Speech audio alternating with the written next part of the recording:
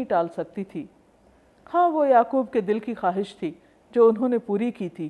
اور بے شک وہ صاحب علم تھے کیونکہ ہم نے ان کو علم سکھایا تھا، لیکن اکثر لوگ جانتے نہیں ہیں۔ ہم دیکھتے ہیں کہ برادران یوسف جو ہیں وہ واپس اپنے والد کے پاس پہنچ جاتے ہیں، سامان کھولتے ہیں، ان کا سرمایہ واپس مل جاتا ہے ان کو۔ اس بات سے ان کو مزید تسلی ہوتی ہے کہ اب ہم ایک اور بار جا کر غلہ لا سکتے ہیں، تو واپس جاتے ہیں غلہ لے کر آنے کے لیے، اپنے بھائی کو بھی تیار کرتے ہیں، والد کو بھی مناتے ہیں، اور وہ کہتے ہیں کہ ابھی جو لائے ہیں یہ کم ہے، اگر ہمارا بھائی ہمارے ساتھ جائے گا تو ہمیں اور بھی زیادہ مل جائے گا۔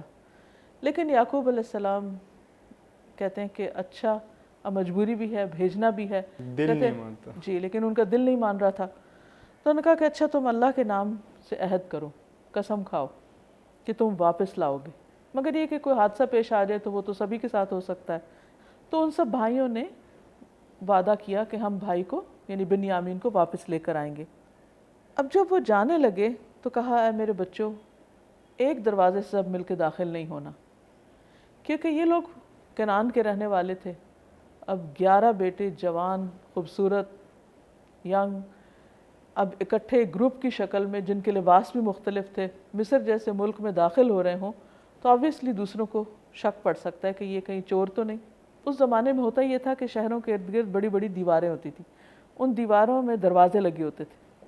اور رات کے وقت یا کسی خطرے کے موقع پر دروازے بند کر دیے جاتے تھے، تو اس طرح وہ آبادیاں محفوظ ہو جاتی تھیں۔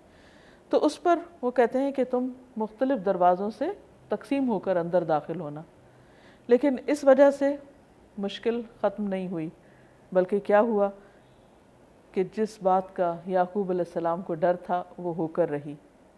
تو اس سے پتہ یہ چلتا ہے کہ بندہ مومن تدبیر تو کرتا ہے،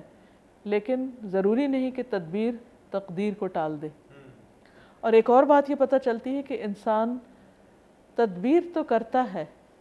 لیکن تدبیر توکل کے خلاف نہیں۔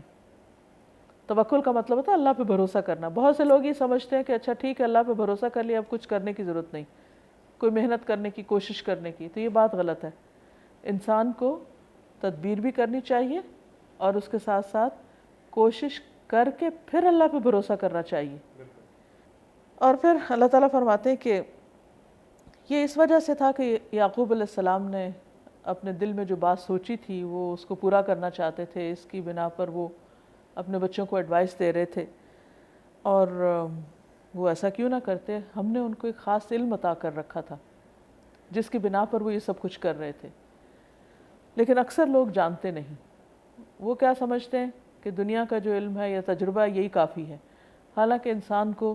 اللہ کی طرف سے آئے ہوئے علم کی بھی ضرورت ہے اور دنیا میں خود سے کوشش کر کے حاصل کیے ہوئے علم کی بھی ضرورت ہے۔ ان آیات میں ہمیں یعقوب علیہ السلام کی شخصیت کے بارے میں بہت سی باتیں پتہ چل رہی ہیں جو بہت سیکھنے کی ہیں۔ اگر ہم لوگ ایک چھوٹی سی بریک ابھی لے لیں